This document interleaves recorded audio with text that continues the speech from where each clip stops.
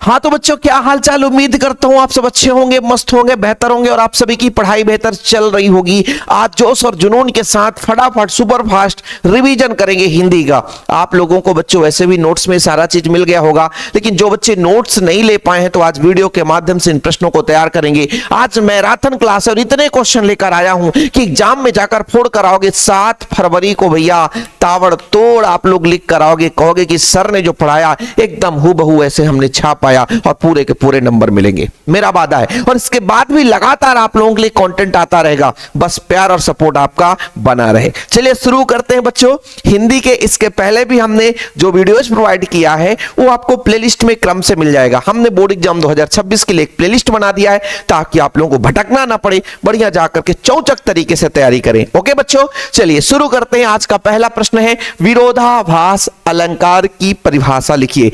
आज लगभग 20, 25, 30 क्वेश्चन, कम से कम 20, 25, 30 जितना हो सकता है आज क्वेश्चन करने वाले हैं। और ये क्वेश्चन आपको कहीं नहीं मिलेंगे, सिर्फ शिव सर के नोट्स में ही मिलेंगे। तो यदि किसी बच्चे को नोट्स लेना है तो कांटेक्ट नंबर लिखा हुआ है 96 85 29 91 49। सर नोट्स की प्राइस बहुत ज्यादा रहती है। नहीं भाई, हम अन्य संस्थाओं की तरह 400-500 वाले नहीं है, मात्र 100 रुपए में बढ़िया नोट्स चौचक तरीके से, मैं गारंटेड कहता हूं कहीं नहीं मिलेगा इतना प्रॉपर नोट्स आपको मिलेगा। समझ रहे हो बच्चों? ठीक है, तो ये मेरा पर्सनल नंबर है 96 85 29 91 49। खाली समय में बात भी कर लेता हूं, है ना। जब खाली नहीं रहता बच्चों तो एसएमएस से बात हो जाती है। चलिए, विरोधाभास अलंकार कहां होगा बच्चों? विरोधा, ऐसा लग रहा कि विरोध हो रहा हो लेकिन वास्तविक में विरोध ना हो। समझ रहे हो ना, कि जब हम किसी काव्य को पढ़ रहे हैं या सुन रहे हैं तो ऐसा लगे कि वो उसमें विरोध घुसा हुआ है, जबकि वास्तविकता तो यह है कि वो विरोध कर ही नहीं रहा है। ठीक है, जैसे एग्जाम्पल, मोहब्बत एक मीठा जहर है। मीठा जहर, बताओ, मीठा का विरोध कर रहा जहर, लेकिन यहां बड़ाई की जा रही है कि भैया मोहब्बत एक मीठा जहर है, मोहब्बत बहुत अच्छा है, मोहब्बत एकदम मिठास भरा हुआ है। अर्थ तो उसकी प्रशंसा में है, मोहब्बत की प्रशंसा में है, लेकिन यदि हम बात करें यहां पे मीठा जहर, मीठा जहर जहर है साला, विरोध कर रहा है, तो यहां पर विरोधाभास अलंकार हो गया।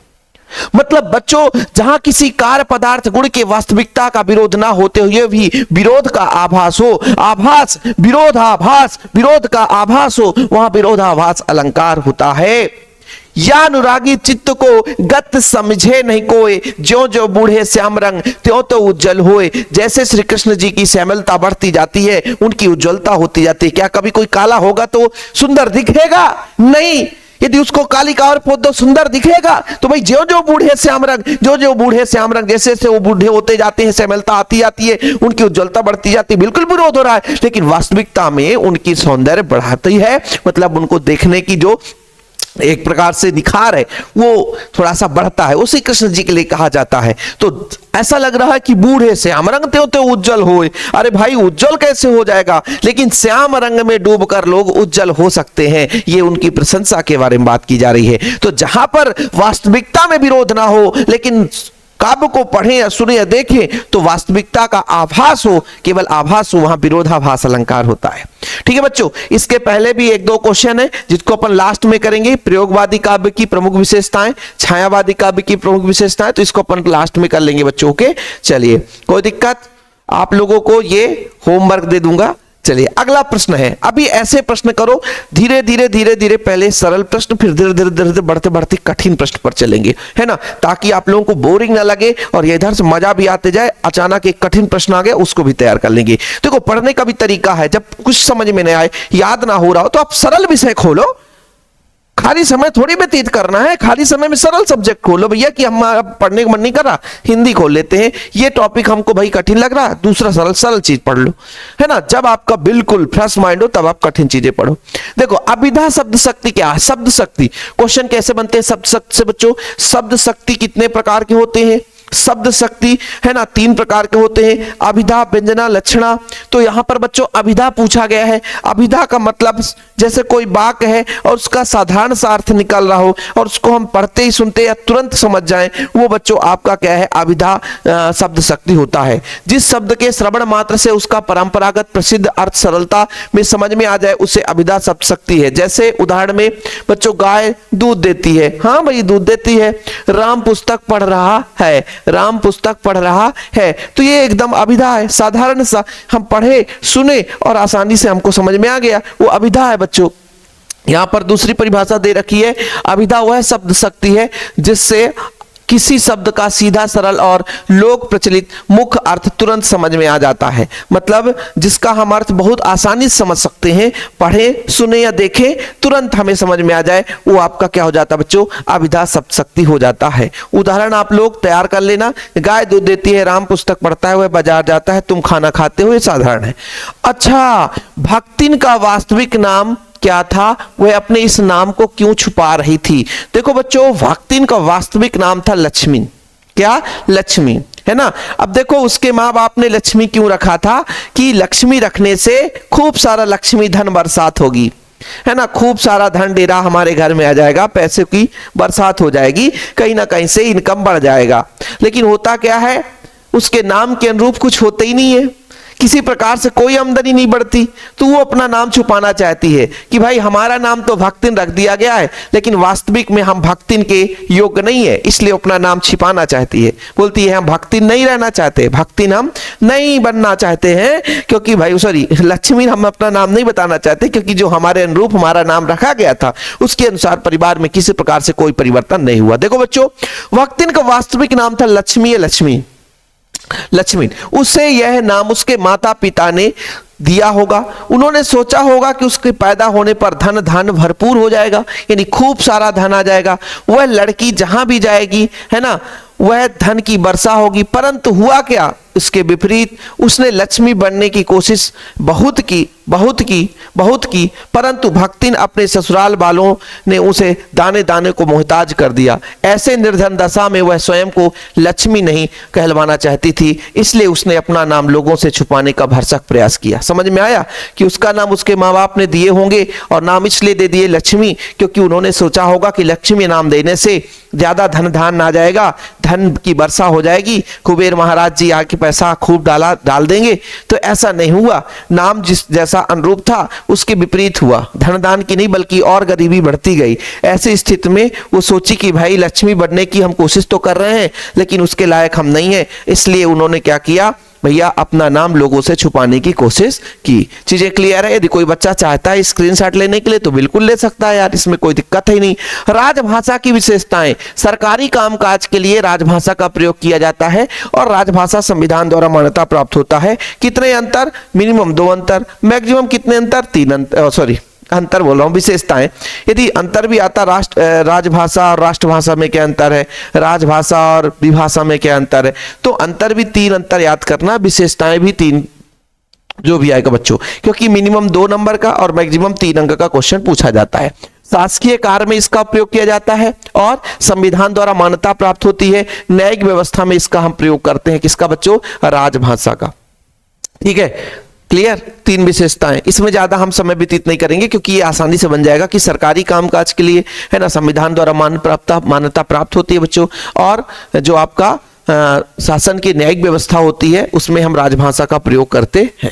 अगला बच्चों, वीर रस का उदाहरण सहित परिभाषा दीजिए। वीर रस का, जैसे मान लीजिए किसी काव्य को पढ़ रहे हो, देखो सबसे पहले तो रस की परिभाषा आप लोगों को बताना है सुपरफास्ट। काव्य को पढ़ते सुनते देखते समय पाठक दर्शक श्रोता को जिस आनंद की अनुभूति होती है उसे रस कहते हैं। यानी पढ़ने वाले को पाठक, देखने वाले को दर्शक और सुनने वाले को श्रोता बोलते हैं बच्चों। तो पढ़ने देखने सुनने में पाठक दर्शक श्रोता को जिस आनंद की अनुभूति होती है उसे रस कहते हैं। रस के कितने अंग होते हैं? रस के 4 अंग होते हैं, स्थायी भाव, विभाव, अनुभाव, संचारी भाव। रस के प्रकार कितने होते हैं बच्चों? 10 प्रकार होते हैं। 10 प्रकार में से आपका एक वीर रस है। अब देखो किसी भी रस का परिभाषा हम आपको बताते हैं कि जैसे आप लोगों को श्रृंगार रस की परिभाषा तैयार करनी है बच्चों, तो श्रृंगार रस की परिभाषा आप लोग सहृदय के हृदय में, श्रृंगार रस का स्थायी भाव क्या होता है? रति। तो रति नामक स्थायी भाव का विभाव, अनुभाव, संचारी भाव संयोग होता है, वहां श्रृंगार रस होता है। ऐसे बच्चों वीर रस, वीर रस का क्या होता है? उत्साह। तो उत्साह हृदय के, हृदय में उत्साह नामक स्थायी भाव का विभाव, अनुभव और संचारी भाव संयोग होता है, वहां पर वीर रस होता है। तो परिभाषा आप लोगों को एक तैयार करना है तो पूरे परिभाषा तैयार हो जाएंगे। इसलिए बच्चों आप लोग केवल एक परिभाषा याद करें कि सा हृदय के हृदय में वीर का स्थायी भाव क्या होता है? उत्साह है। तो सा हृदय के हृदय में उत्साह नामक स्थायी भाव का विभाव, अनुभव और संचारी भाव संयोग हो जाता है, उसे हम क्या बोलते हैं बच्चों? वीर रस बोलते हैं। वीर रस का आप लोग सिंहासन हिल उठे राजवंशों की बुकटी तानी थी, बूढ़े भारत में भी आई फिर से नई जवानी थी, खूब लड़ी मर्दानी में तो झांसी वाली रानी थी, बुंदेले हर बोलों के मुंह से हमने सुनी कहानी थी, खूब लड़ी मर्दानी में तो झांसी वाली रानी थी। बताओ वीर रस है कि नहीं? अपने देश के प्रति जो समर्पण का भाव, आज वीर जवानों के प्रति यदि कोई शब्द भी उठ देता है तो हमारे भी दिल में वीर भावना आ जाती है कि भैया जरूरत पड़े अपने देश की रक्षा के लिए तो हम भी अपनी आहुति देने के लिए तैयार हैं। वहां पे वीर रस आ जाता है। ओज, जहां ओजता बन जाए बच्चों, ओज गुण अंदर से उमंग रग रग में खून खौलता हुआ उबाल आ जाए, वहां पर आपका वीर रस होता है। तो उत्साह हृदय के हृदय में जब उत्साह नामक स्थायी भाव का विभाव, अनुभव और संचारी भाव संयोग होता है, वहां पर वीर रस होता है। ठीक है बच्चों, सिंहासन हिल उठे राजवंशों की। अब एक और सुभाष चंद्र, वह खून कहो किस मतलब का जिसमें उबाल का नाम नहीं, वह खून कहो किस मतलब का जिसमें देश का जो आ सके देश का काम नहीं। मतलब ये आप लोग सुभाष चंद्र बोस जी की जो है ना दो पंक्ति है, याद कर लो। रानी लक्ष्मीबाई है ना, सिंहासन हिल उठे राजवंशों की भुगती तानी थी, बूढ़े भारत में से आई फिर से नई जवानी थी, है ना, खूब लड़ी मर्दानी में तो झांसी वाली रानी थी। 2-3 लाइन लिख दोगे बच्चों तो काम हो जाएगा। उम्मीद करता हूं आप लोगों को समझ में आ गया होगा।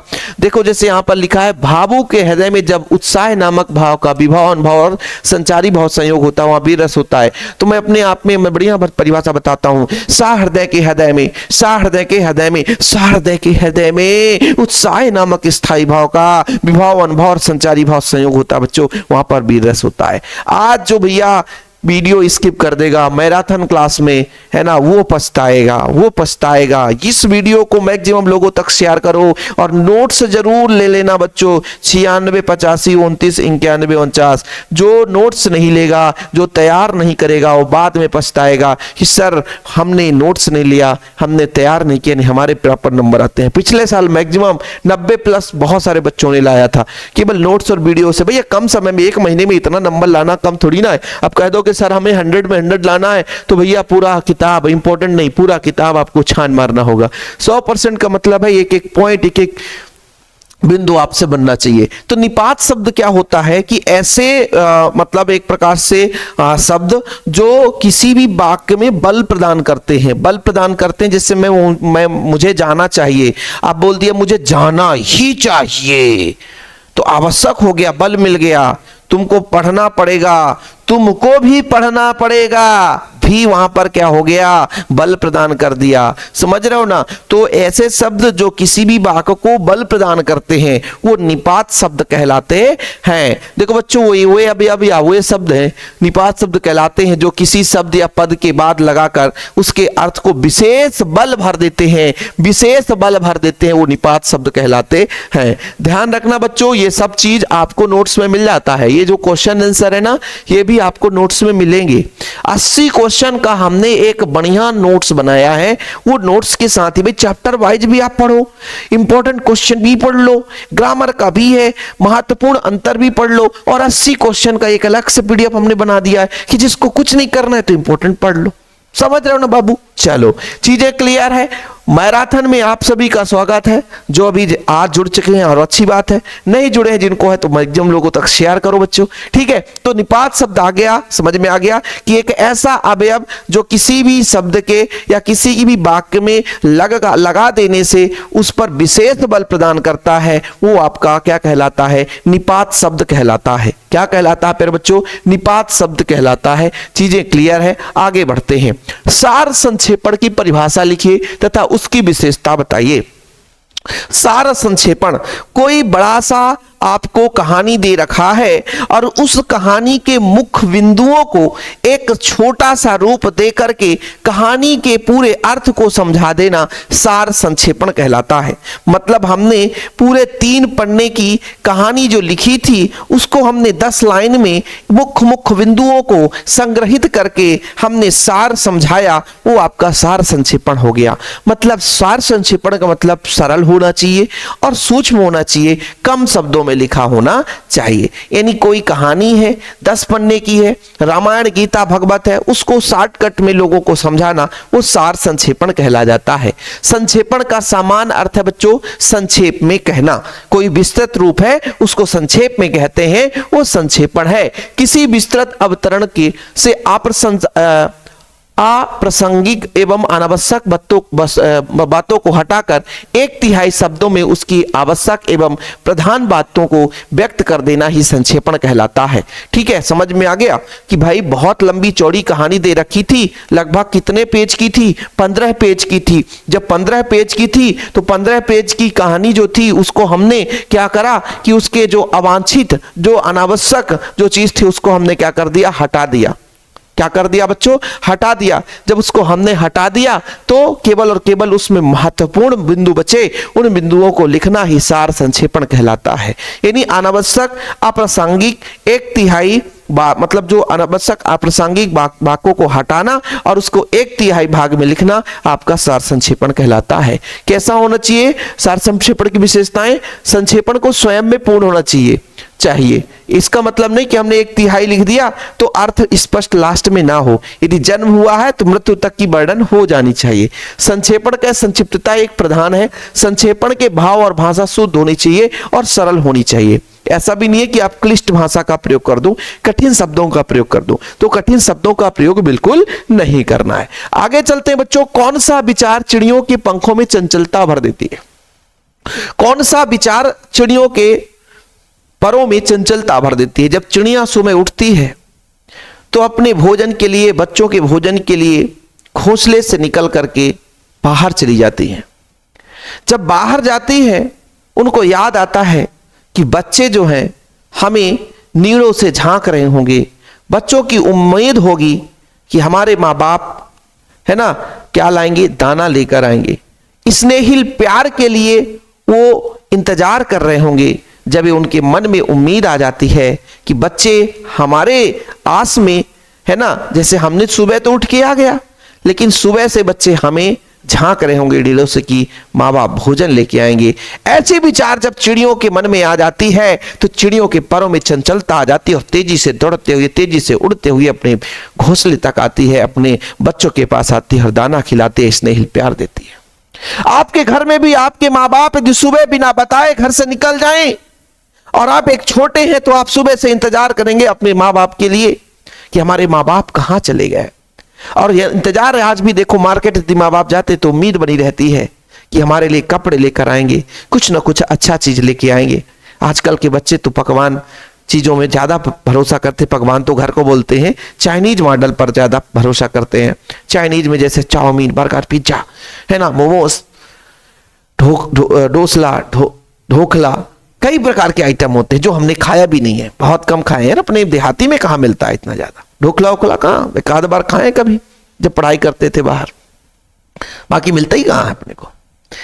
तो आज भी हमारे माँ बाप जब बाजार जाते हैं तो हमें उम्मीद बनी रहती है। ऐसे ही चिड़ियों के बच्चों में भी उम्मीद बनी रहती है कि भाई हमारे माँ बाप आएंगे, दाना लेकर आएंगे, हमें खिलाएंगे। और चिड़ियों के मन में जैसे ये भाव आ जाता है कि बच्चे वहां से इंतजार में होंगे तो चिड़ियां भी चंचलता भर करके उड़ती हैं, अपने बच्चों के पास पहुंचती हैं। सुबह जल्दी भोजन के खोज में बच्चों से दूर गई चिड़िया यह सोचती है कि किस प्रकार से भूख से व्याकुल उनके बच्चे घोंसले से बाहर झांकते हुए उनकी प्रतीक्षा कर रहे होंगे।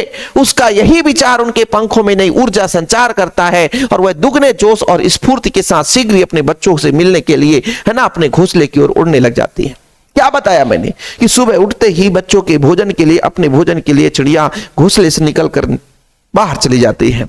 और जब उनको याद आता है कि बच्चे भी भूखे होंगे है ना, दाना के उम्मीद में, भोजन के उम्मीद में है ना, नीड़ों से झांक रहे होंगे स्नेहिल प्यार के लिए झांक रहे होंगे तो उनके परों में चंचलता आ जाती है, उमंग और जोश आ जाता है, नई ऊर्जा मिल जाती है और उस ऊर्जा के साथ वो उड़ने में सक्षम हो जाते हैं, उड़ करके घोंसले में आ जाते हैं।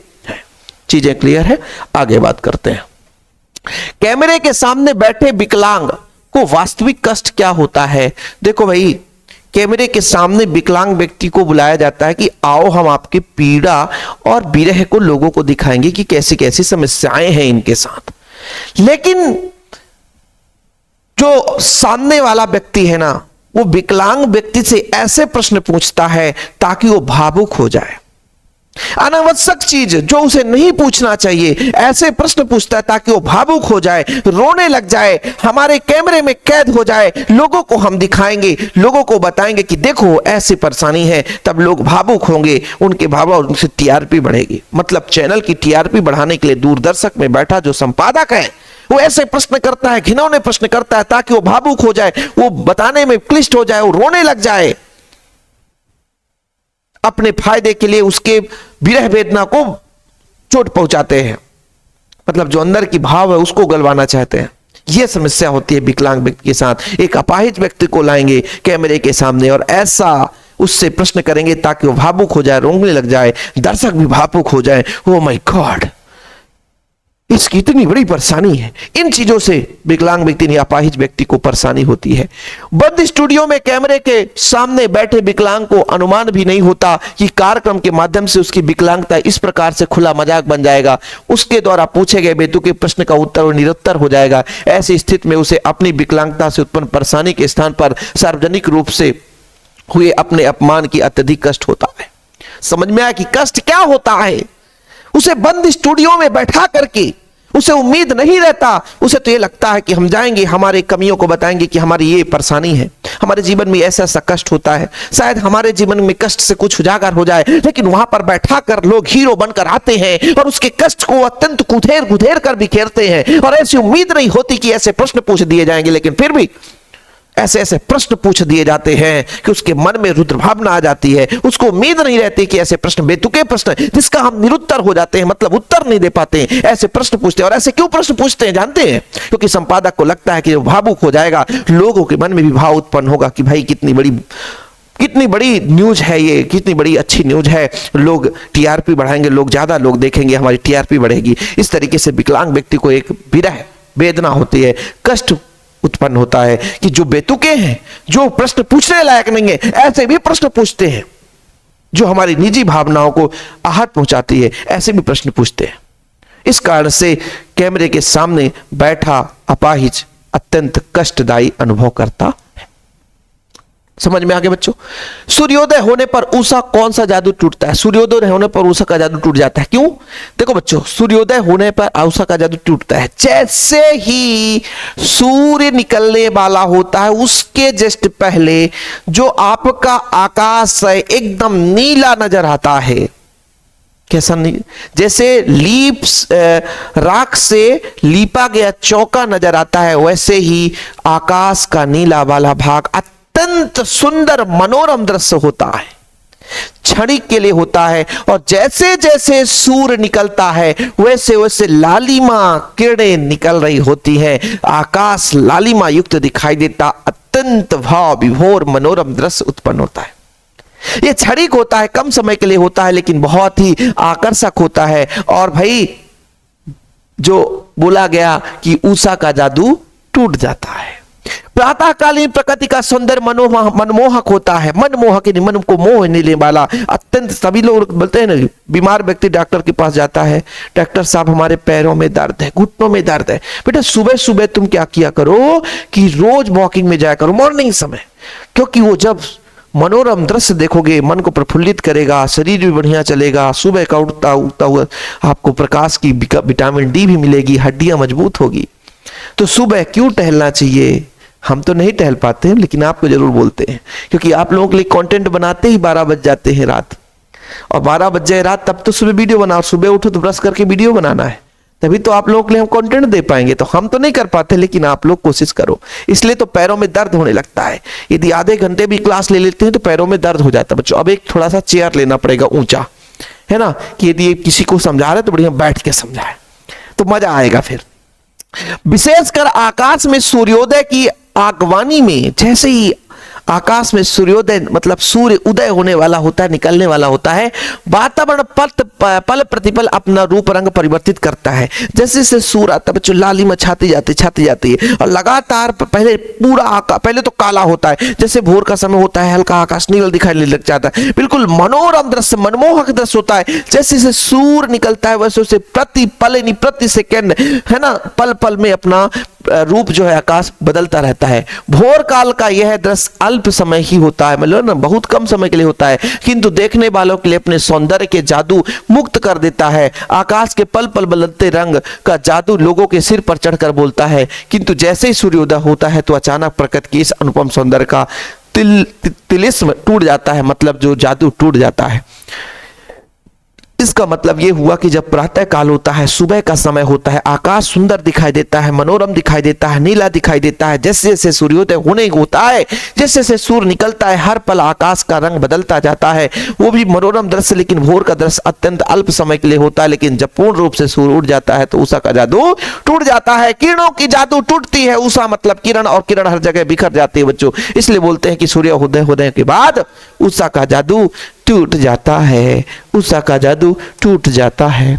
भाई लक्ष्मण के बिना श्री राम अपनी जीवन कैसे लगता है।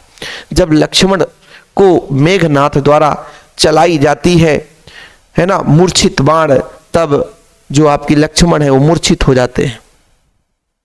ठीक है, जब लक्ष्मण मूर्छित हो जाते हैं तो उनके अंदर दर्द, विरह भावना श्री राम जी को बहुत ही ज्यादा व्याकुलता ला दी जाती है। कैसे व्याकुलता ला दी जाती है, जैसे मणि के बिना, जैसे मान लीजिए पंखों के बिना पक्षी का जीवन अधूरा होता है, सही है कि नहीं। जिस पक्षी के पंख ही ना हो तो उड़ कैसे सकती है। मणि के बिना सांप का जीवन अधूरा हो जाता है, यदि मणि ना हो तो सांप सांप नहीं कहलाता बच्चों। सूंड के अभाव में हाथी का जीवन नहीं रह जाता। ऐसे ही लक्ष्मण के बिना श्री राम का जीवन कल्पना में योग्य नहीं है, यानी श्री राम जी का है ना जीवन है ना सही नहीं है। लक्ष्मण के बिना राम को अपना जीवन व्यर्थ लगने लग जाता है।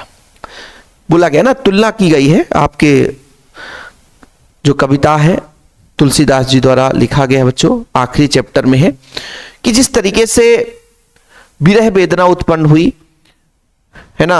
आप सबको पता है कि रावण द्वारा सीता जी का हरण हो जाता है, तो राम जी खोज में निकलते ही पता चलता रावण ने हरण कर ले गया। खोजते खोजते पहुंचते हैं लंका, लंका में लड़ाई छिड़ती है। मेघनाथ जी लक्ष्मण मूर्छित करते हैं है ना, मूर्छित बाण चलाते हैं, और उसे यदि समय पे दवा ना मिलता, हनुमान जी है ना वैद्यराज को ना लाते, तो हो सकता है लक्ष्मण जी नहीं रहते। तो जब लक्ष्मण मूर्छित पड़े रहते हैं तब उस समय श्री राम जी कहते हैं कि भाई के बिना जीवन व्यर्थ है। पत्नी को खोज में निकला, पत्नी के खोज में निकला, लेकिन भाई ही नहीं, भाई को ही यदि मैंने मतलब खो दिया तो फिर पत्नी किस काम की रह जाएगी। एक को पाने के लिए एक को त्यागना पड़े, ऐसा जीवन हमारा व्यर्थ है। एक को पाने के लिए एक को खोना पड़े, ऐसा हमारा जीवन व्यर्थ है। कैसे व्यर्थ होता है कि जैसे पंछियों के पंख कट जाए तो क्या उड़ पाएंगी, कभी नहीं उड़ पाएंगी। हाथी का सूंड ना हो क्या पानी पी पाएगा, खा पाएगा, नहीं कर पाएगा। मणि यदि सर्प के पास ना हो तो वो जो सर्प का दर्जा है उसकी समाप्त हो जाएगी। ऐसे ही यदि हमारे पास लक्ष्मण जैसा भाई ना हो तो हमारा जीवन व्यर्थ है। इस चीज की वो है ना अपने जीवन के बारे में वहां पे गुणगाथा कर रहे थे। यहां तुलसीदास जी द्वारा लिखा गया बच्चों, आप लोगों को समझ में आ गया कि भाई लक्ष्मण के बिना श्री राम का जीवन कैसे सही नहीं है, कैसे व्यर्थ है। जैसे पंखों के बिना पक्षी, मणि के बिना सांप, सूंड के अभाव हाथी जीवन अभिप्राय मतलब व्यर्थ है, वैसे लक्ष्मण के बिना श्री राम जी का जीवन व्यर्थ है। भाई देखो, मैं समय दे देता हूं स्क्रीनशॉट लेने के लिए, बाद में कोई पटपट नहीं करेगा, समझ रहे हो ना, नहीं पटर पटर करते रहो आप लोग, ठीक है। तो पटर पटर बिल्कुल नहीं करना, नहीं कमेंट में बेतुके क्वेश्चन करते रहते हैं। ऐसा लगता है कि सर हर कमेंट का जवाब देंगे। एग्जाम टाइम में भाई बहुत ज्यादा बिजी रहता हूं। समझ में आया बाबू। विज्ञापन शब्द किसे कहते हैं, विज्ञापन शब्द किसे नहीं, विज्ञापन क्या है भाई। विज्ञापन का मतलब दैनिक समाचार को लोगों तक पहुंचाना। बी का बी धन विज्ञापन, दो शब्द से मिलकर बना होता है विज्ञापन, बी धन ज्ञापन। ठीक है बच्चों, बी का अर्थ होता है विशेष और ज्ञापन का अर्थ होता है सार्वजनिक सूचना, विशेष सार्वजनिक सूचना लोगों तक पहुंचाना, है ना। विज्ञापन एक माध्यम है जो ग्राहकों को अपनी ओर आकर्षित करने की वस्तु को बेचने का काम करता है। अच्छा, विज्ञापन का मतलब नहीं समझे?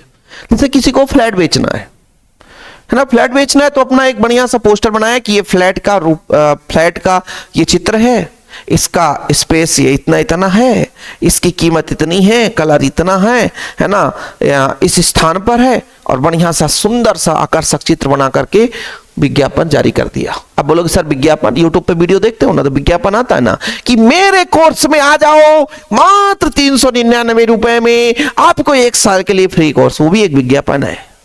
ठीक है, यूट्यूब पे भी आपका एक वीडियो, फेसबुक चलाते हो अचानक आ गया, ये लो भैया 30 रुपए वाली चीज 25 में मेगा सेल चल रहा है, खरीद लो, वो विज्ञापन हो जाता है ना। हेड एंड शोल्डर साबुन मतलब शैम्पू, तो ये सारी चीजें क्या होती है? विज्ञापन होती है। मतलब विशेष ज्ञापन का अर्थ होता है सार्वजनिक सूचना को एक रूप देकर के प्रस्तुत करना, विज्ञापन कहलाता है। ये कैसे होनी चाहिए? ऐसे होनी चाहिए ताकि लोगों का ध्यान आकर्षित हो, है ना।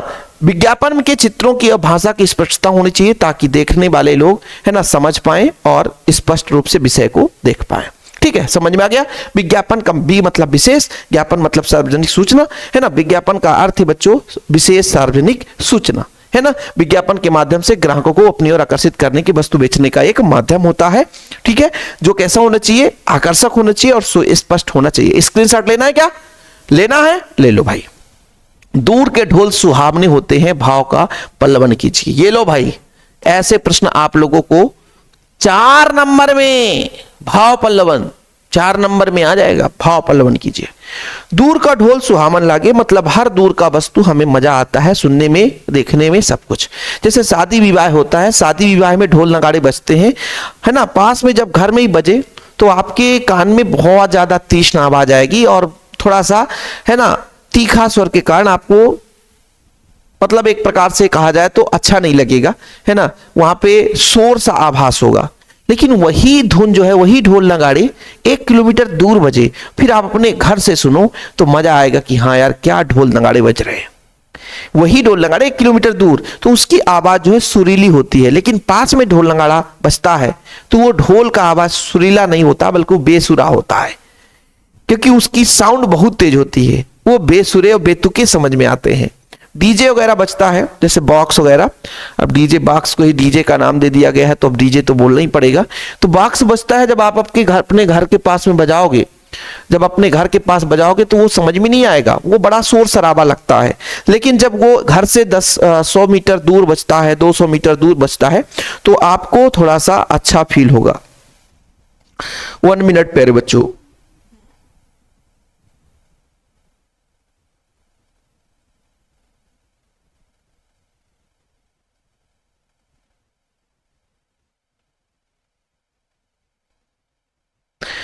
तो बहुत सारे बच्चों का मैसेज रहता है जो इंपॉर्टेंट रहता है, अर्जेंट रहता है, उनको रिप्लाई कर देता हूं।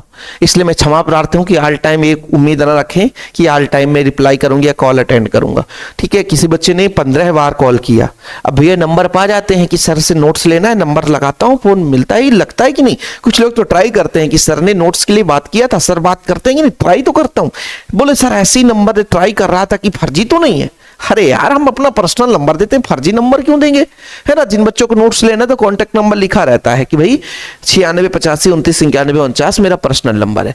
देखो बच्चों, देखिएगा, दूर के ढोल सुहावने होते हैं क्योंकि उनकी तीव्र ध्वनि कर्कशता दूर तक नहीं पहुंच पाती। मतलब जब दूर कोई चीज बजता है तो उसकी कर्कश आवाज हमारे कानों तक नहीं पहुंचती है, वो कर्कश वहीं रह जाता है, केवल सुरीली आवाज आती है।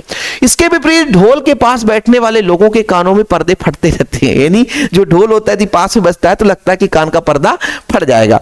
दूर किसी मनोरम स्थान पर शाम को समय बजने वाला ढोल की आवाज मधुरता के साथ पहुंचती है तो सुनने वाले के मन में विवाह उत्सव का मनोरम चित्र उभर जाता है। शोर शराबे के बीच में घर में एक कोने में बैठा लाजवंती नववधू की कल्पना से उसका हृदय आनंदित होने लगता है, प्रेम उल्लास आदि के भाव से उसके मन में उठने लगते हैं। इस प्रकार पास के लोगों को कट लगने वाली ढोल आवाज दूर पहुंचकर मधुर बन जाती है। मैं जो चीज आपको समझा रहा था वही चीज है कि जब बच्चों कोई ढोल है पास में बजता है, नगाड़े हैं, बाग से कुछ भी है, ढोल भी बजा, ढोल बात है तो ढोल की बात करना, बाग से मत बजा देना कॉपी में।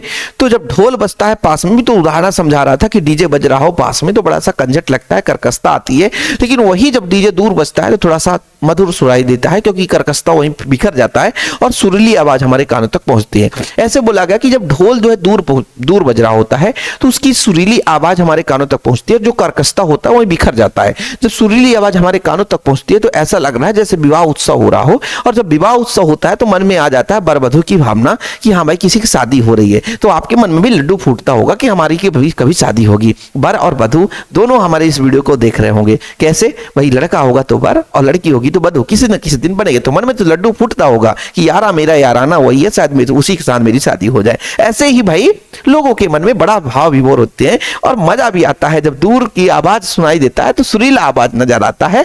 और बच्चों आपके मन में भी प्रेम प्रसंग है ना, शादी विवाह आदि की तरह तरह की भावनाएं मन में आते हैं और अंदर मन जो है प्रफुल्लित हो जाता है, मन उत्साहित हो जाता है, मन में खुशी आती है, आनंद से खुश हो जाता है, भर उठता है।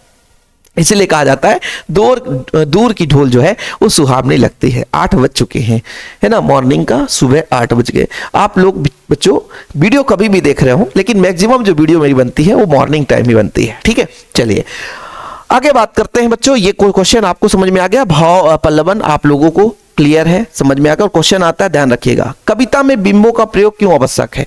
कविता में बिंबों का प्रयोग इसलिए है क्योंकि कविता पढ़ लेने से नहीं बल्कि पढ़ते समय उसमें जो पाठक के मन में वो बिंब उत्पन्न हो जाए, चित्र उत्पन्न हो जाए, तब वो बच्चों आप लोगों का एक साकार कविता कहलाता है, एक अच्छा कविता माना जाता है। जैसे हम किसी चीज को पढ़ रहे होते हैं, जैसे अभी ढोल की बात चल रही थी कि ढोल जब बजता है तो मन में आ जाता है विवाह उत्सव की बात, विवाह उत्सव आ जाती है कि एक कोने पे वर वधू होंगे, काश किसी दिन हम भी ऐसे जगह पर बैठे होंगे और वर वधू एक दूसरे से बात कर रहे होंगे, अच्छे अच्छे मजे से बात कर रहे होंगे और दिल में खुशी होगी, ऐसी चीजें आ जाती है। ऐसी कविता को पढ़ते समय हमारे अंदर एक चित्र उत्पन्न हो जाए, भाव उत्पन्न हो जाए। भाव जब उत्पन्न हो जाएगा भाई साहब तो हमें भी मजा आएगा। इसलिए कहा जाता है कि कविता के लेखन में बिंब विधान की बहुत महत्वपूर्ण भूमिका होती है, ताकि पाठक जो दर्शक है, श्रोता है, जो भी है, कविता को पढ़ने वाला पाठक ही होगा, पाठक के मन में उसका चित्र उकिर जाए, मन में जो है उसका भाव जो है उत्पन्न हो जाए। इसलिए बिंब का बहुत ज्यादा महत्वपूर्ण है।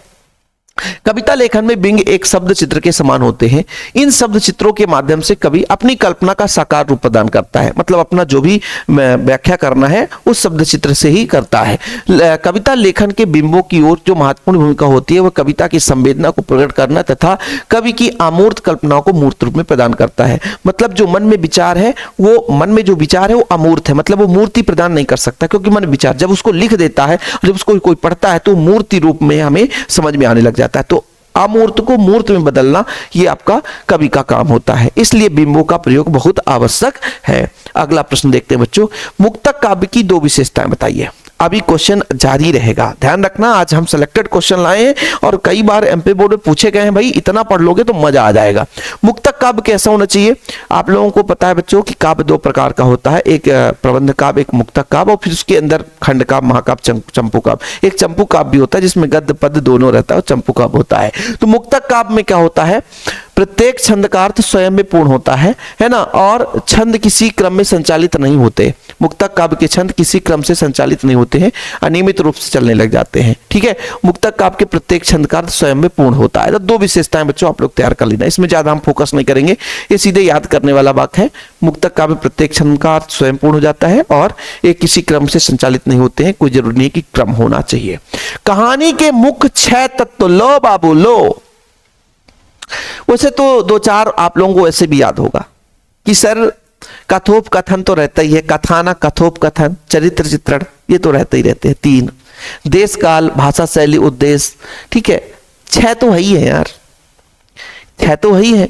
ठीक है, कथानक या कथा वस्तु, पात्र, जैसे कहानी करते हैं बच्चों, पात्र होना चाहिए, पात्र है तो उनकी भाषा भी अच्छी होनी चाहिए, कहानी को लिखते तो उसका उद्देश्य भी होना चाहिए, है ना। और फिर भैया उसका जो चरित्र चित्रण है, यानी पात्र का मतलब है जो उसका पाठ करेंगे, है ना, जो उसको बोलेंगे, है ना। फिर संवाद होना ही चाहिए, संवाद अच्छा ही होगा, है ना। कथा वस्तु होना चाहिए। तो ये सारा क्रम है कि भाई कहानी लिख रहे हैं तो सबसे पहले तो उसका विषय होना चाहिए, कथा वस्तु। क्या होना चाहिए? कथा वस्तु, विषय, जिसे कथा वस्तु या कथानक बोलते हैं। ठीक। फिर उसमें पात्रों की संख्या कैसे कैसे रहेगी, पात्र कैसे कैसे होंगे, ताकि उसको बढ़िया संवाद के माध्यम से कह सके। जब संवाद कहेंगे तो कथोपकथन संवाद को ही बोलते हैं। अब बच्चों देश काल या परिवेश, परिवेश के अनुसार काम करेंगे, भाषा अच्छी होनी चाहिए और सबका एक उद्देश्य होना चाहिए कि हम जो है इस कहानी को प्रस्तुत कर रहे हैं तो लोगों के अंदर क्या संदेश पहुंचेगा। समझ में आया बच्चों? ठीक है, समझ में आ गया होगा, और नहीं आया होगा तो फिर क्या कर सकते हैं बाबूजी? समझ में आ गया होगा, आ गया होगा, होगा होगा, ठीक है, क्लियर। तो कहानी है तो पहले तो कथा वस्तु होना चाहिए, कथा वस्तु है तो पात्र की संख्या, फिर संवाद यानी कथोपकथन, भाई देश काल या परिवेश है ना, जैसे कैसा उद्देश्य, भाषा शैली, ये सब चीज होना चाहिए, तभी आप कहानी लिख पाओगे।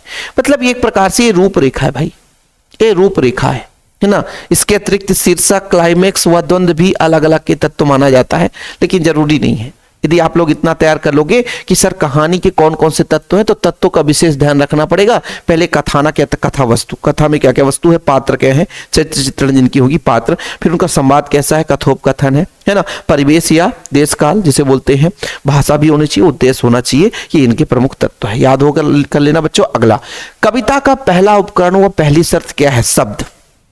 शब्द सरल होना चाहिए, शब्द सही होना चाहिए, शब्द के ही अर्थ से पूरी कविता को उकेरा जाता है।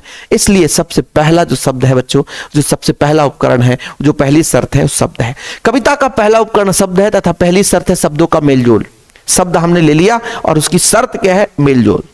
मेलजोल के बिना बेतुकी हो जाती है कविता, अर्थहीन हो जाता है कविता, है ना। बिना मतलब एक प्रकार से सालों का मेहनत बेकार हो जाता है यदि शब्दों का मेलजोल नहीं है। क्योंकि एक कविता को लिखने में एक दिन नहीं लगता, कई मतलब दिन लग जाते हैं, महीनों भी समय लग सकता है। कुछ कुछ कविताओं को सालों लिखते लग जाता है भैया कि हमको एकदम सुंदर, भाई अभी बनाए थोड़ा गड़बड़ है, और बनाए फिर गड़बड़ है यार, गड़बड़ है, उसमें और कुछ शब्द जोड़े, गड़बड़ है, लगातार जुड़ते गए सालों में। कई भाई लेखक जो लिखता है तो एक कविता एक दिन में थोड़ी लिख पाता है ना, समय लगता है उसको। तो कविता के लिए विशेष महत्वपूर्ण जो उसका उपकरण होता है वो शब्द है। और शब्द जो है बच्चों उसको मेल जोल के साथ जब वो व्याख्या करता है तभी वो कविता आकर्षक, सुंदर, मनोरम बन सकता है।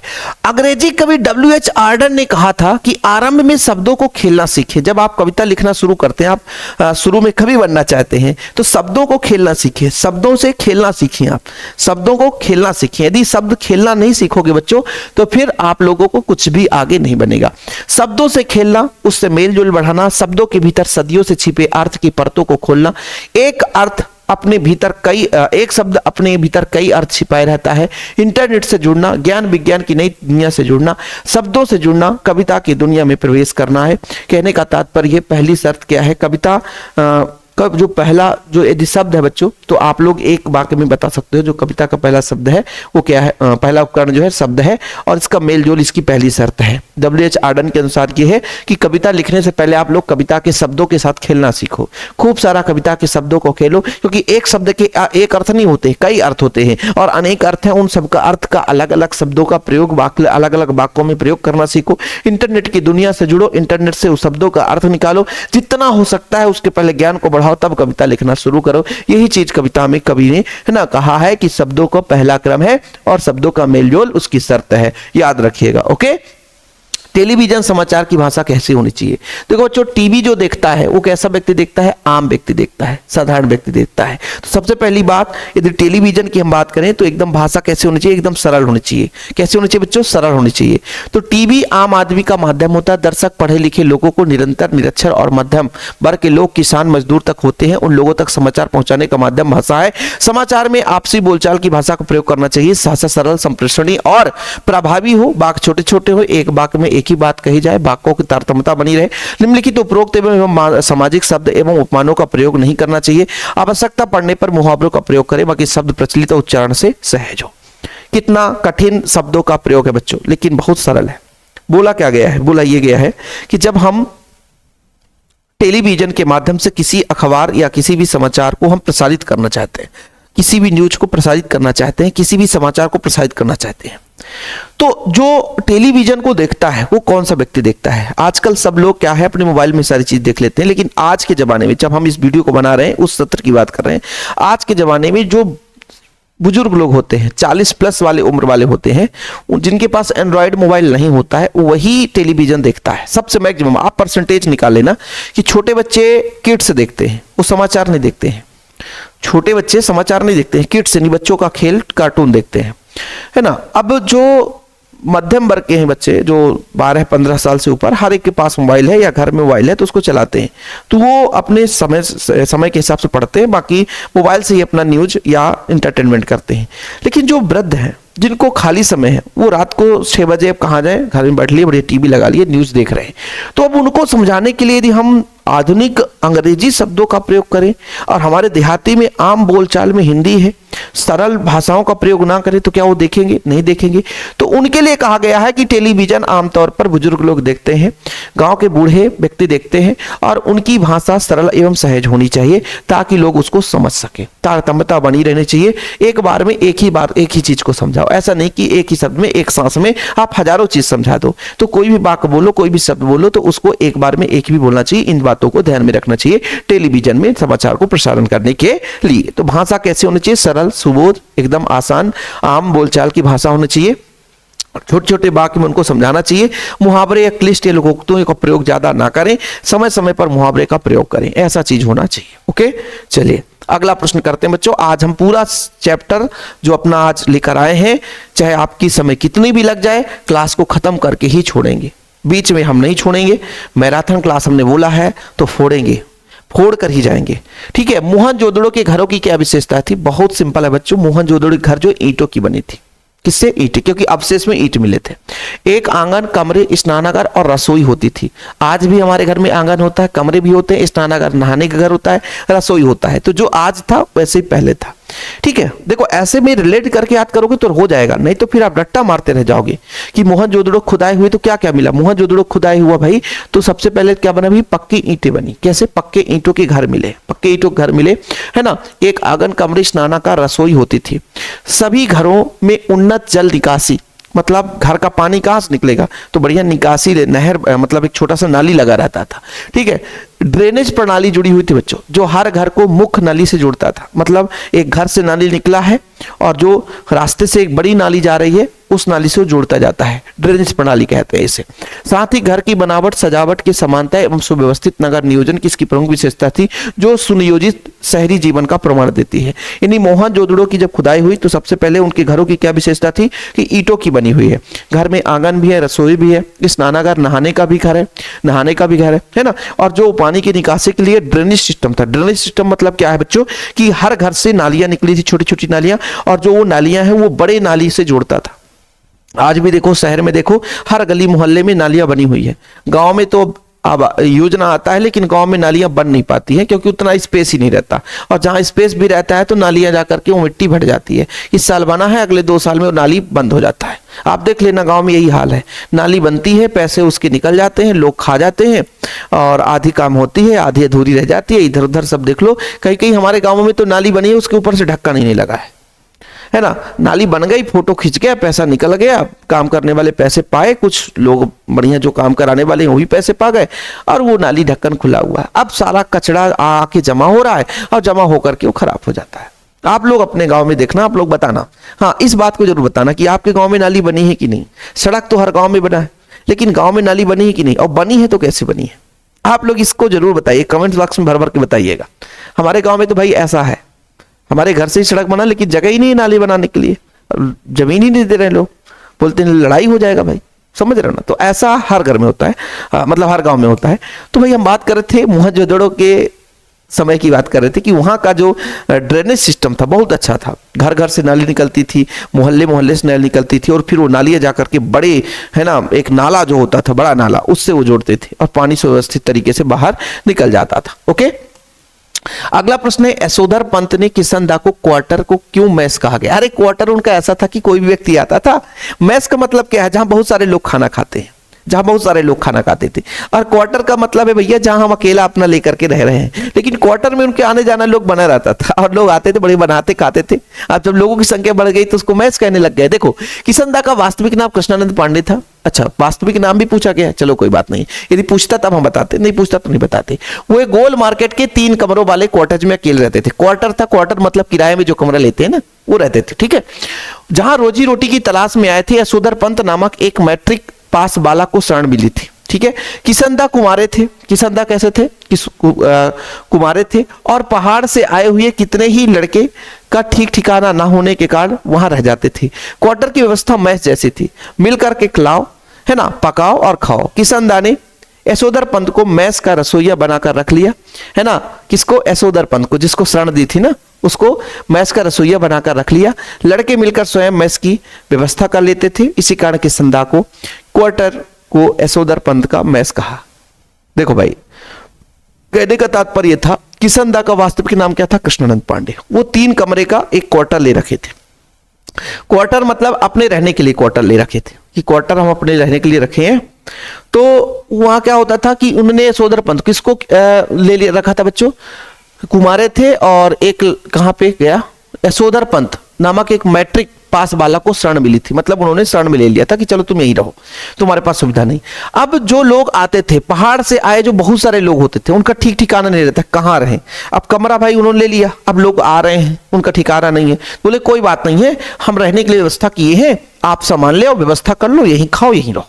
तो बहुत सारे लड़के आते थे, ठीक ठिकाना नहीं रहता था, उनका जगह फिक्स नहीं रहता था, तो बढ़िया आते थे। तो यशोधर पंत बोले तुम यह अपना व्यवस्था करो, जितने भी लोग आए वो व्यवस्था करें, खाएं रहें यहीं, कोई दिक्कत नहीं। इसलिए जब बहुत सारे लोगों का खाना एक जगह बनने लग जाता है और डेली बनता है, तो वो मैस कहलाता है बच्चों। तो पहले क्वार्टर था क्योंकि उनको अकेले रहना था, लेकिन कुमारे थे, उनकी शादी नहीं हुई थी, तो यशोधर पंत को क्या कर लिए थे?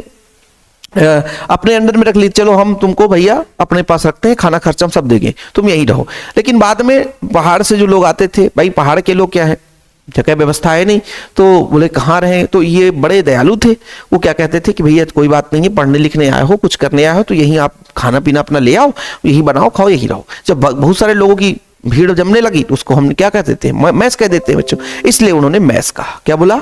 मैस कहा। अगला प्रश्न बच्चों, जूझ कहानी के शीर्षक का औचित्य सार्थकता स्पष्ट कीजिए। जूझ कहानी एक गांव के बालक की बात की जा रही है कि बालक आतुर है विद्यालय जाने के लिए, बालक आतुर है पढ़ाई करने के लिए, बालक आतुर है पढ़ाई करके कुछ आगे बढ़ने के लिए। लेकिन इन तमाम चीजों को देखकर भी घर में एक प्रतिबंध है कि तुम स्कूल जा सकते हो, तुम विद्यालय जा सकते हो, लेकिन पहले 11 बजे तक खेत में काम करना पड़ेगा। तो बालक या यहाँ पर जो एक जिसकी कहानी की संघर्ष की बात की जा रही है, वो घर का काम भी करता है, विद्यालय भी जाता है और जीवन में बहुत ज्यादा, है ना, एक प्रकार से संघर्षों का सामना करता है, बहुत ज्यादा परेशानियों का सामना करता है। इस कारण से यहाँ पे जूझ कहानी को औचित्य ठहराया गया है कि बालक के जीवन में हर पल संघर्ष आया है और संघर्ष करते हुए आगे बढ़ा है ना। इसलिए इस पहाड़ी कहानी का नाम, यानी इस पाठ का नाम जूझ बिल्कुल औचित्य है, सही है।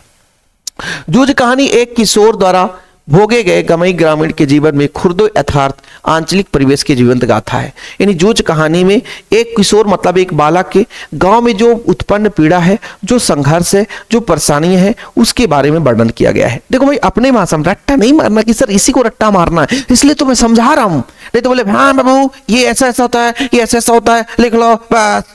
ऐसा नहीं है भाई, अपनी भाषा में इसको लिखना है, रट्टा नहीं मारना। हिंदी में रट्टा मारोगे खत्म हो जाओगे, खत्म हो जाएगा भाई, है ना, समझ रहे हो ना। तो जूझ कहानी में किशोर जो होता है उसके जीवन में गांव में किस किस प्रकार से परेशानियों को सामना करना पड़ता है, किस प्रकार संघर्ष में आगे बढ़ना पड़ता है, उसके वर्णन, उसके जीवन गाथा के बारे में वर्णन किया गया है। जूझ कहानी का शीर्षक पूर्ण रूप से उचित है। क्यों उचित है? क्योंकि इस आत्मपरक उपन्यास में जीवन का मर्म स्पर्शी चित्रण किया है। मर्म मतलब दिल को छू लेने वाली घटनाओं का वर्णन किया गया है। साथ ही इसमें निम्न मध्यम वर्गीय ग्रामीण समाज में लड़के जूझते किसान मजदूरों के संघर्ष की झांकी है। मतलब वो जो लड़का है, किसान का बेटा है, और किस तरीके से जूझते हुए आगे बढ़ने की कोशिश कर रहा है, उसका वर्णन किया गया है। कहानी का नायक हर कदम पर संघर्ष करता है। बचपन में पाठशाला जाने के लिए संघर्ष करता है, कक्षा में शरारती बच्चों से संघर्ष करता है, स्वयं को पाठशाला में स्थापित करने के लिए संघर्ष करता है, घर व खेत के सभी काम करता है, माँ के काम में भी हाथ बटाता है। इस प्रकार आनंद जूझता ही रहता है। अतः कहानी का शीर्षक, जूझ, कथानक, पात्र, वातावरण आदि सभी दृष्टि से पूर्ण रूपेण सार्थक है। समझ में आया? मजा आ गया होगा यार इस कहानी को समझ करके। जैसे हमारे जीवन में भी यही हालचाल है। हमारे पिताजी किसान है, आज भी किसान है। हमारे घर में कोई भी किसी प्रकार से कोई सरकारी कर्मचारी नहीं है। अब जब सरकारी कर्मचारी नहीं है, पढ़ना भी है। अब तो जैसे आप लोगों को पढ़ाने के लिए फुर्सत नहीं है भैया, तो खेत जाने के लिए भी फुर्सत नहीं मिलती है, क्योंकि दो पैसे कहीं ना कहीं, है ना। हम भी अभी भी गवर्नमेंट टीचर नहीं है, ठीक है, गवर्नमेंट टीचर नहीं है, गवर्नमेंट सरकारी नौकरी हमारे घर में ना है। और अब लास्ट हम ही थे, हमारा भी नहीं हुआ। इसका मतलब अब अगली पीढ़ी में होगी, जब होगी देखी जाएगी।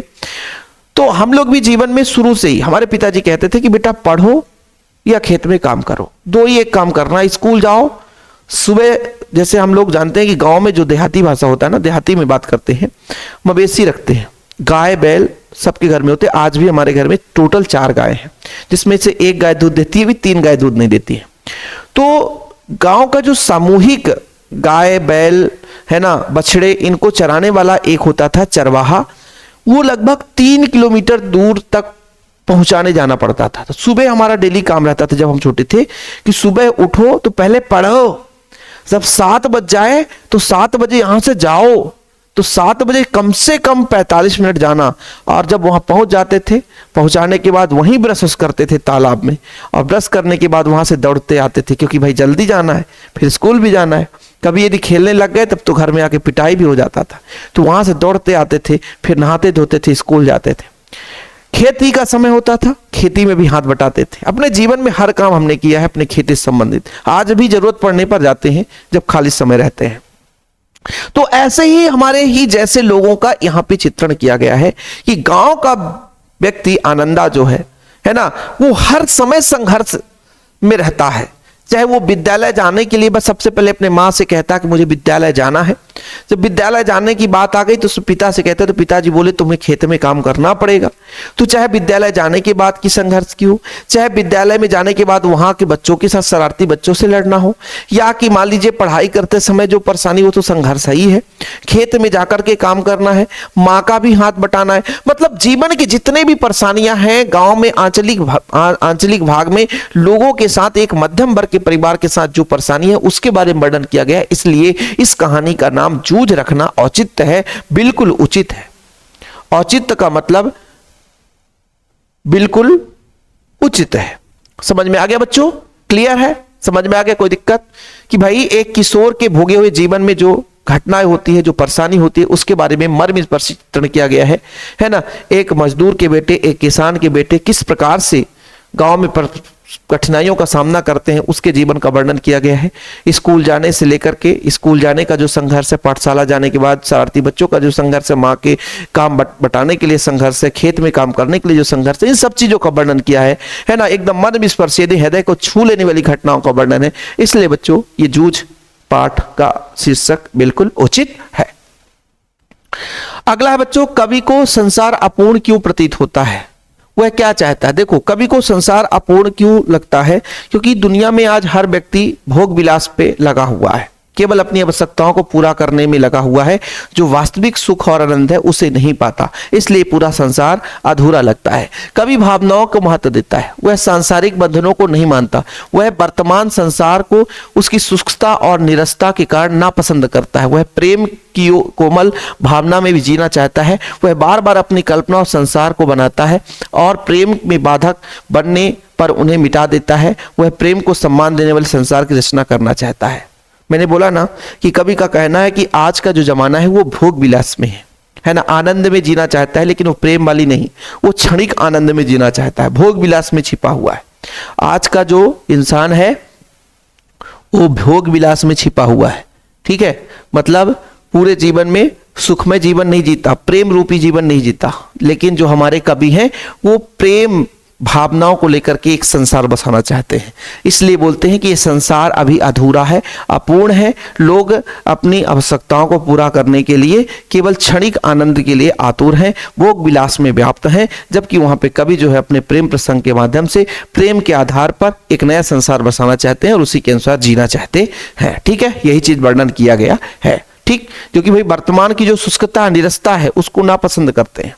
यानी संसार में जो रूखापन है, प्रेम जो है ही नहीं है, खत्म होता जा रहा, उसको नापसंद करते हैं। समझ में आई बात? चलिए, खुद का पर्दा खोलने का क्या आयास है। देखो, खुद का पर्दा कभी क्या कहना चाहता है कि जब हम किसी लेख को लिखते हैं, लोग उस पर बुराई करने चले आते हैं, और जब बुराई करने आते हैं, जैसे आज आप लोग देखो किसी भी घटनाओं को लेकर कोई न्यूज चैनल में कोई अपना व्यक्ति अपना बात रखा, अब स्वाभाविक है कि दो पक्ष के बीच झड़प हुई है तो एक पक्ष को बताएगा, एक पक्ष भाई जो सही होगा उसी को बताएगा, तो दूसरा पक्ष जो है उसको भर भर के कमेंट्स करते हैं, भर भर के गालियां देते हैं। सबसे पहले धर्म को लेकर राजनीति चलती है, धर्म को लेकर के आप फेसबुक या कहीं भी आप देखो तो भर भर के कमेंट्स आते हैं, एक दूसरे को आरोप प्रत्यारोप करते हैं। तो कवि का कहना यह है कि भाई जो आरोप प्रत्यारोप करते हो, तो ये जो आप शब्द लिखते हो ना, वो आपकी गरिमा को बताता है, आपके ज्ञान को बताता है। ये जो शब्द का मर्यादा है वो आपकी छवि को दर्शाता है ना, खुद के ज्ञान को बताता है, खुद की निरस्ता, मूर्खता या अच्छा, मतलब यदि आप सहजता या किस प्रकार से भाव रखते हैं वो आपके वहां मतलब निखार आता है। तो कवि का कहने का तात्पर्य क्या कहता है, खुद का पर्दा खोलना, मतलब आप अपने विचार तो व्यक्त कर रहे हो, लेकिन ये अपने आप को खुद को व्यक्त कर रहे हो कि हम कैसे। ठीक है, खुद का पर्दा खोलने से कवि का आशय है कि बुराई करने वाले निंदक कवि की कमियों और दोषों को उजागर करते समय विवेक खो जाते हैं। मतलब जब हम बुराई करते हैं किसी का, भाई जैसे हमने कहा कोई नहीं बोला, उसके बारे में हम बोलना शुरू किए। आप लोग देखो आजकल रिश्तों का भी ख्याल नहीं रखते हैं, भर भर के बुरा भला कह देते हैं, लेकिन उससे पता चलता है कि आपके अंदर कितना ज्ञान है, आपने कितने शब्दों को मर्यादा रखा है, मतलब मर्यादित शब्दों का प्रयोग किया है कि नहीं। वो मर्यादित शब्द आपके है ना बताते हैं कि आपके पास ज्ञान कितना है। तो कवि का कहना यही है कि कवि की बुराई करते समय लोग क्या करते हैं, अपने आप के आपा खो जाते हैं, मतलब अपने आप के शब्दों का जो मर्यादा है उसको लांग कर जाते हैं, है ना। इस कृत्य से उनके स्वयं की स्वभाव प्रकृति निंदा करने की और सब में मालूम पड़ जाएगा। ये निंदक ईर्ष्यालु और ओछी मानसिकता के रहते हैं। कहने का तात्पर्य है खुद का पर्दा खोलने से अभिप्राय यही है कि कवि की जो बुराई करते हैं, कवि की जो अवहेलना करते हैं, वो लोग अपने अंदर की जो मानसिकता को व्यक्त करते हैं, है ना, अपने आपा को खो जाते हैं और ऐसे शब्दों का प्रयोग करते हैं जो मर्यादा को लांघ जाता है। उससे उनको ये पता नहीं चल पाता कि अपने अंदर की हम पर्दा खोल रहे हैं, अर्थात अपने अंदर की जो बुराइयों को उजागर कर रहे हैं। ठीक है, ये चीज बोला गया है। दिन जल्दी जल्दी ढलता है, कविता का उद्देश्य क्या है। ठीक है, अभी कितने क्वेश्चन बचे हैं प्यारे बच्चों। चलिए, दिन जल्दी जल्दी ढलता है, अब बिल्कुल सुपर फास्ट करेंगे, अब समय अपने पास कम है। यह गीत प्रसिद्ध कवि हरिवंश राय बच्चन की कृति निशा निमंत्रण से लिया गया है। यह कविता में प्रेम के महत्व को प्रकाश डालती है। कवि के अनुसार प्रेम की तरंग मनुष्य के जीवन में उत्साह, उमंग और भावना का हिलोर पैदा करती है। किसी प्रिय आलंबन या विषय से भावी साक्षात्कार का आश्वासन ही हमारे प्रयास में गति भर सकती है। इससे हम शिथिलता और फिर जड़ता को प्राप्त होने से बच जाते हैं। प्रेम के कारण ही मनुष्य को दिन जल्दी जल्दी ढलता है महसूस होता है। यदि जीवन में कोई प्रिय प्रतीक्षा करता ना मिले तो जीवन शिथिल हो जाता है। दिन जल्दी जल्दी ढलता है, कविता का उद्देश्य क्या है, यहाँ प्रेम के रूप में वर्णन, निशा निमंत्रण में प्रेम, यानी कहने का तात्पर्य है कि आपके जीवन में प्रेम है, आपके जीवन में खुशी है, आपका कोई प्रतीक्षा कर रहा है, तो आपका दिन जल्दी जल्दी ढलेगा। जैसे आप कहीं पर जा रहे हो, आपकी उम्मीद है, आपकी कोई बेस्ट फ्रेंड खड़ी है वहां पे और वो उम्मीद कर रही है आपको भैया, तो वो व्यतीत करने में समय ज्यादा नहीं लगेगा, जल्दी सोचेगा भैया शाम कितना जल्दी हो, और ढलता हुआ वो आप वहां पर चले जाओगे। ऐसे यहां पर बोला गया कि अब आपके अंदर जो मन में उत्साह है, प्रेम है, प्रसंग है, ये सारी चीज ना हो तो वो दिन आपका थोड़ा सा कठिन आभास होता है। इस प्रश्न को थोड़ा सा जटिलता है बच्चों, इसको आपको याद करना ही पड़ेगा। नाटक और एकांकी में अंतर, इसे आप लोग पढ़ लोगे। अंतर का मैंने एक बढ़िया लेटेस्ट वीडियो बनाया है, लगभग 15 अंतर होंगे। आप लोग प्लेलिस्ट जरूर विजिट करें, शिव सर का प्लेलिस्ट, शिव कोचिंग क्लासेस में जाइए, प्लेलिस्ट विजिट करिए, हिंदी इंग्लिश में भी प्लेलिस्ट है।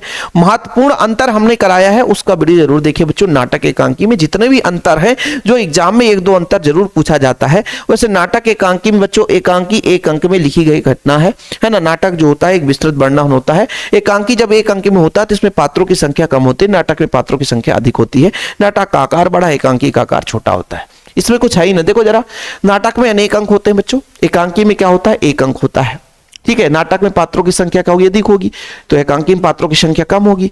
नाटक का आकार बड़ा होता है, एकांकी का आकार छोटा होता है। यदि आपसे जो क्वेश्चन बनता है उसको स्किप करो, आगे बढ़ो। समझ में आ गई। मुहावरा लोकोक्ति, मुहावरा क्या होता है, एक छोटा सा वाक्य का वाक्यांश होता है, एक छोटा सा अंश होता है, लेकिन जो लोकोक्ति है बच्चों एक पूर्ण वाक्य होता है ना। मुहावरा जो है वाक्य के साथ जुड़कर अर्थ व्यक्त होता है, लेकिन लोकोक्ति का स्वयं अर्थ होता है। ठीक है, 2 अंतर याद कर लेना आप लोग, काफी है। आखिरी क्वेश्चन है, कहानी और उपन्यास में अंतर। कहानी लघु आकार की होती है, उपन्यास थोड़ा सा बड़ा होता है। पात्र कम होंगे, जिसका आकार छोटा होगा पात्र कम होंगे, जिसका आकार बड़ा होगा पात्र अधिक होंगे। बच्चों इसमें एक घटना का वर्णन होता है, उपन्यास में अनेक घटनाओं का वर्णन होता है। इस तरीके से आपका अंतर समाप्त होता हुआ, और ये आप लोगों को होमवर्क देता हूं। आखिरी क्वेश्चन आप लोगों के लिए बच्चों, एक तो ये प्रयोगवादी काव्य की विशेषताएं प्रयोग करना है तो नारी के शोषण के विरुद्ध आपको बीड़ा उठाना पड़ेगा, ईश्वर के प्रति प्रेम, सामाजिक यथार्थ का चित्रण, और बच्चों छायावाद के 2 विशेषताएं। कम से कम 2-3 विशेषताएं याद होना चाहिए। फिलहाल अभी के लिए इतना ही। वीडियो पसंद आया तो शेयर कर दें, है ना। और कॉन्टेक्ट नंबर है 96 85 29 91 49। अब आप लोगों के लिए बच्चों समय बहुत कम है, जो अभी भी नोट्स नहीं लिए हैं वो बाद में पछताएंगे, तो नोट्स जरूर ले लें प्रॉपर तैयारी करने के लिए, ठीक है। और प्यार भरा कमेंट्स जय हिंद जरूर लिखें। जय हिंद, वंदे मातरम।